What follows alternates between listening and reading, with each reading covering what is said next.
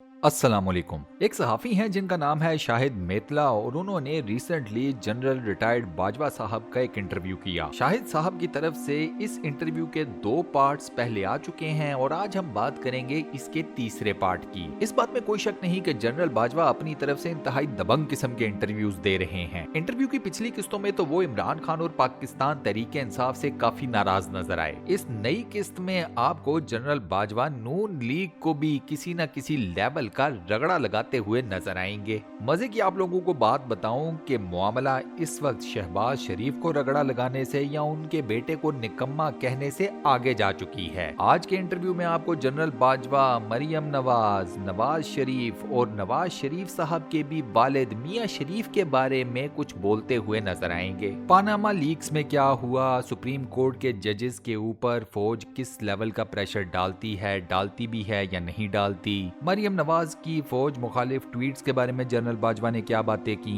कौन से सियासतदान कई मुश्किल मामलों पर जनरल बाजवा के पास आए, उनसे बात भी की, नवाज शरीफ साहब के वालिद मियां शरीफ ने किस इंटरनेशनल कंपनी से कितनी बड़ी रकम बतौर रिश्वत ली, इस बारे में भी जनरल बाजवा ने बातें की हैं। तो आज की ये वीडियो काफी ज्यादा सनसनीखेज और काफी ज्यादा हलचल मचा देने वाली है। हम वीडियो में आगे बढ़ते हैं, बस उससे पहले एक छोटा सा काम कर लें कि अगर आपने अभी तक हमारे इस चैनल को सब्सक्राइब नहीं किया हुआ तो फटाफट चैनल को सब्सक्राइब कर लें और साथ बने हुए बेल के आइकन को प्रेस कर दें। साथ ही दोस्तों एक छोटे से सवाल का सादा सा जवाब दे दें कि क्या आपको जनरल रिटायर्ड बाजवा का बतौर आर्मी चीफ जितना भी दौर गुजरा है, आप उस दौर को अच्छा समझते हैं या बुरा? कमेंट सेक्शन में सिर्फ अच्छा या बुरा लिखकर हमें अपना जवाब जरूर बताइएगा।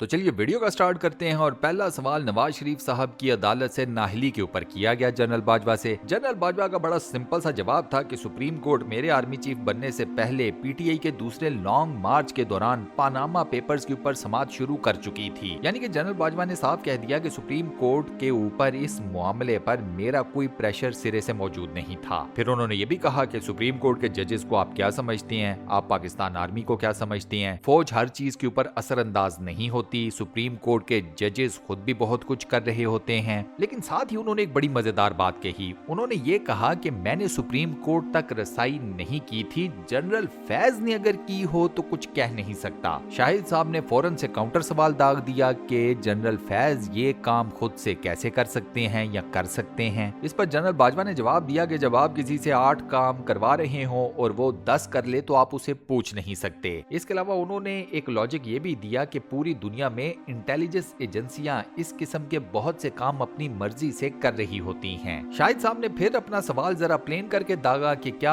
आपने नवाज शरीफ को नाअहल करवाया? जनरल बाजवा ने साफ इनकार कर दिया कि नहीं, ये सुप्रीम कोर्ट के 5 जजेस का अपना फैसला था और जजेस के फैसले के ऊपर आप क्या कर सकते हैं। जनरल बाजवा ने साथ ये भी बताया कि जस्टिस खोसा का शरीफ फैमिली के साथ कोई जाती इनाद भी था, यानी कि जस्टिस खोसा और शरीफ फैमिली के आपस में ताल्लुकात खराब थे। शहबाज शरीफ ने 90 की दिहाई में जस्टिस खोसा की बहन को तलाक दे दी थी। बाजवा साहब ने कहा कि मुझे नवाज शरीफ ने आर्मी चीफ बनाया था तो मैं उन्हें नाअहल कैसे कर सकता था। साथ उन्होंने ये भी कहा कि नवाज शरीफ के साथ मेरे ताल्लुकात बड़े ही अच्छे और हमेशा से डिसेंट थे। नवाज शरीफ की नाअहली में फौज का कोई लेना देना नहीं था। सुप्रीम कोर्ट ने फौज के जिम्मे सबूत लाने का टास्क लगाया था, सबूत फौज ने मुहैया कर दिए थे as per its duty. General Asim Munir के अरब ममालिक में अच्छे ताल्लुकात थे। जनरल बाजवा ने जनरल आसिम मुनीर को यूएई भिजवाया और वो नवाज शरीफ का मशहूर जमाना इकामा लेकर वापस पाकिस्तान आ गए। यहाँ पर जनरल बाजवा से सवाल किया गया कि यूएई नवाज शरीफ से यमन जंग में साथ ना देने की वजह से नाराज था, इसीलिए उन्होंने नवाज शरीफ का अकामा फौज के हवाले कर दिया। जनरल बाजवा ने इस बात को भी डिसएग्री किया। उन्होंने कहा कि नहीं, ऐसी कोई बात नहीं थी, बस हमें इकामा मिल गया। अब जब पनामा केस अदालत में चल रहा था तो शाहिद खाकान अब्बासी जनरल साहब के पास आए और उन्हें लेकर दामने को गए। वहाँ ये दोनों 3 घंटे तक बैठे रहे। शाहिद खाकान अब्बासी ने जनरल बाजवा से ये अपील की कि वो पनामा केस में नवाज शरीफ की मदद करें। जनरल बाजवा ने साफ जवाब दे दिया कि उनकी ज्यादा मदद नहीं कर सकता क्योंकि उन्होंने खुद काफी ज्यादा गलतियां की हैं। जनरल बाजवा के मुताबिक अगर नवाज शरीफ साहब अदालत में सिर्फ ये कह देते कि फ्लैट मेरे वालिद ने खरीदे और बच्चों को दे दिए तो उन पर सबूतों का बोझ बिल्कुल ना आता। कतरी खत को भी सामने न लाना पड़ता। यहाँ पर जनरल बाजवा ने एक छोटा सा बम फोड़ा। वो बम ये था कि बकौल जनरल बाजवा उनके किसी दोस्त ने उन्हें बताया कि मियां शरीफ ने डेवू कंपनी से $5 मिलियन रिश्वत ली थी, $3 मिलियन के फ्लैट खरीदे थे और $2 मिलियन जिहाद के लिए किसी फलाही ट्रस्ट को दे दिए थे। मजे की बात, जनरल बाजवा ने अपने दोस्त से ये पूछा भी कि अच्छा मियां शरीफ साहब नेकी का भी ये काम किया करते थे, और ये बात कहते हुए जनरल बाजवा हंस भी पड़े थे। जनरल बाजवा ने एक और अंदर की बात ये बताई कि पनामा केस के दौरान चौधरी निसार ने नवाज शरीफ को मना किया था कि JIT से रिलेटेड सुप्रीम कोर्ट को खत ना लिखें। उसके बाद चौधरी निसार ने ISI और MI के अफसरान JIT में शामिल ना करने का भी कहा था, लेकिन नवाज शरीफ साहब ने चौधरी निसार की ये दोनों ही बातें नहीं मानी। जनरल बाजवा ने भी 4-5 बंदों के जरिए नवाज शरीफ साहब को ये पैगाम भेजा था कि JIT में फौज के अफसरान को शामिल करने की मुखालफत करें, लेकिन बकौल जनरल बाजवा के नवाज शरीफ साहब बेहद पुरअतमाद थे और वो नहीं माने। मियां साहब को यकीन था कि उनके पास दस्तावेजात पूरे हैं, ये अपनी ईमानदारी पर फौज का ठप्पा लगवाना चाहते थे, लेकिन बकौल जनरल बाजवा मसला ये था कि अगर नवाज शरीफ साहब बरी हो जाते तो सारा मलबा फौज पर आ गिरता। सुप्रीम कोर्ट ने जब JIT बनाने का फैसला किया तो जनरल बाजवा ने अपने DG ISI को बुलाया और उन्हें कहा कि हमें इस मामले से निकलना चाहिए। DG ISI ने यह जवाब दिया कि ये सुप्रीम कोर्ट का हुक्म है, हम कैसे निकल सकते हैं। इस मामले पर जनरल बाजवा ने अपने बेटे बैरिस्टर साद से सुप्रीम कोर्ट के नाम में खत भी लिखवाया। बकौल जनरल बाजवा की उनके बेटे साद बाजवा की इंग्लिश काफी ज्यादा अच्छी थी। ये खत लिखकर जनरल बाजवा ने यह सारा मामला कोर कमांडर कॉन्फ्रेंस में भी रखा। तो इस कॉन्फ्रेंस में उन्हें यह जवाब दिया गया कि हम मातहत इदारा हैं, हम ये खत नहीं लिख सकते, लिहाजा ये खत फौज की तरफ से सुप्रीम कोर्ट को नहीं भेजा गया। इस मामले को डिस्कस करते हुए बीच में डॉन लीक्स का भी मामला आ गया। डॉन लीक्स का ट्वीट वापस लेने की वजह से फौज के अंदर से भी काफी ज्यादा दबाव था। डॉन लीक्स का ट्वीट वापस लेने के बाद मरियम नवाज के स्ट्रेटेजिक मीडिया सेल ने फौज की बैंड बजा दी थी कि 71 के बाद ये फौज की दूसरी पसपाई हुई है। पनामा पेपर्स के केस के दौरान नवाज शरीफ के जो भतीजे हैं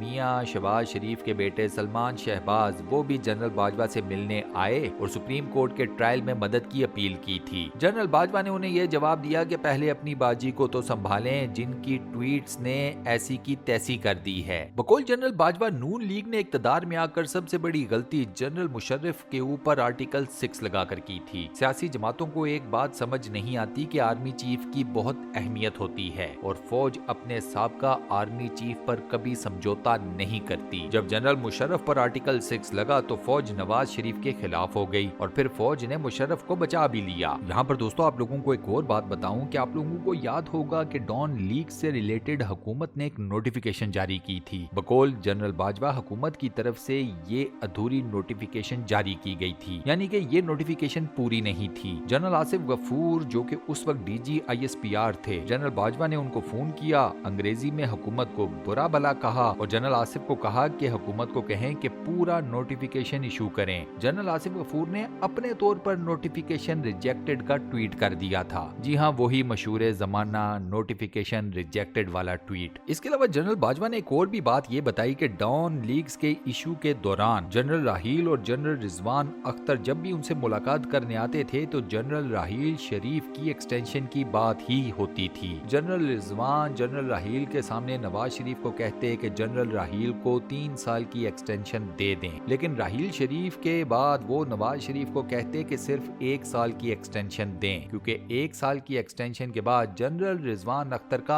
अपना नंबर आना था। पनामा के ट्रायल के दौरान बकौल जनरल बाजवा, मैंने शुजात अजीम और चौधरी मुनीर को पैगाम देकर नवाज शरीफ की तरफ भेजा कि वो इस्तीफा दे दे, ना अहल होने से बच जाएंगे। 1 आध साल के बाद इलेक्शन है तो आप दोबारा वजीर आजम बन सकते हैं। बकौल जनरल बाजवा, ये मेरी तरफ से काफी मुखलिसाना तजवीज थी। शुजात अजीम और चौधरी मुनीर ने फवाद हसन फवाद को बताया और फवाद हसन फवाद ने नवाज शरीफ को इस्तीफा देने पर कायल भी कर लिया था। नवाज शरीफ रजामंद थे कि वो इस्तीफा दे देंगे, लेकिन ऐन उस वक्त एंट्री हुई मरियम नवाज की और उन्होंने अपने वालिद को इस्तीफा देने से मना कर दिया। जनरल बाजवा को यह बताया गया कि इंसान के लिए कल की लड़ाई के लिए आज जिंदा रहना जरूरी है। जीतने के लिए एक कदम भी पीछे हटना पड़ता है, जो नवाज शरीफ साहब ने नहीं किया। बकौल जनरल बाजवा, नवाज शरीफ से पिछले 4-5 सालों से कभी फोन पर बात नहीं हुई और ना ही कोई मुलाकात हुई है। सिर्फ कलसूम नवाज के इंतकाल इंतकाल पर उन्होंने नवाज शरीफ साहब को फोन करके ताज़ियत की थी। जनरल बाजवा से इस इंटरव्यू में एक सवाल ये था कि मरियम नवाज को आपने रिहा करवाया था। इस पर उन्होंने जवाब दिया कि नहीं, मरियम नवाज के खिलाफ केसेस कमजोर थे। मरियम नवाज से आखिरी मुलाकात वजीर आजम हाउस के